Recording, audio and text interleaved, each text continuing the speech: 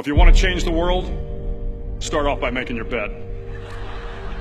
If you make your bed every morning, you will have accomplished the first task of the day. It will give you a small sense of pride, and it will encourage you to do another task, and another, and another. And by the end of the day, that one task completed will have turned into many tasks completed. Making your bed will also reinforce the fact that the little things in life matter. If you can't do the little things right, you'll never be able to do the big things right. And if by chance you have a miserable day, you will come home to a bed that is made, that you made. And a made bed gives you encouragement that tomorrow will be better. To pass SEAL training, there are a series of long swims that must be completed. One is the night swim. Before the swim, the instructors joyfully brief the students on all the species of sharks that inhabit the waters off San Clemente. They assure you, however, that no student has ever been eaten by a shark, at least not that they can remember.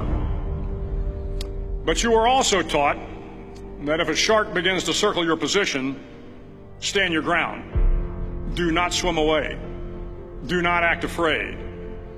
And if the shark, hungry for a midnight snack, darts towards you, then summons up all your strength and punch him in the snout, and he will turn and swim away.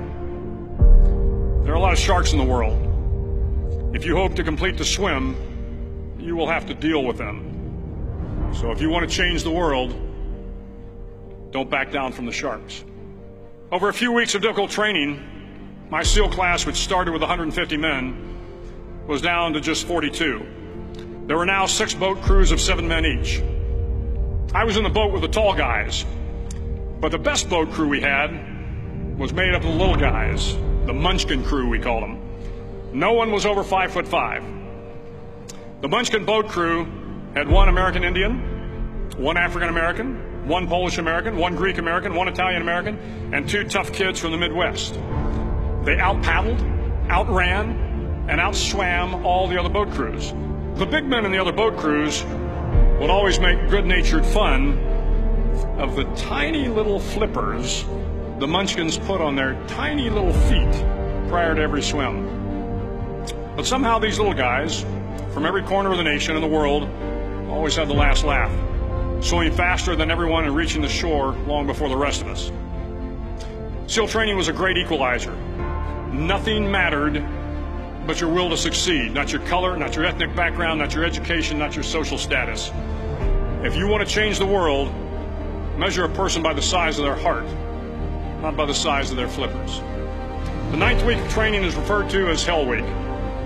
It is 6 days of no sleep, constant physical and mental harassment, and 1 special day at the Mud Flats.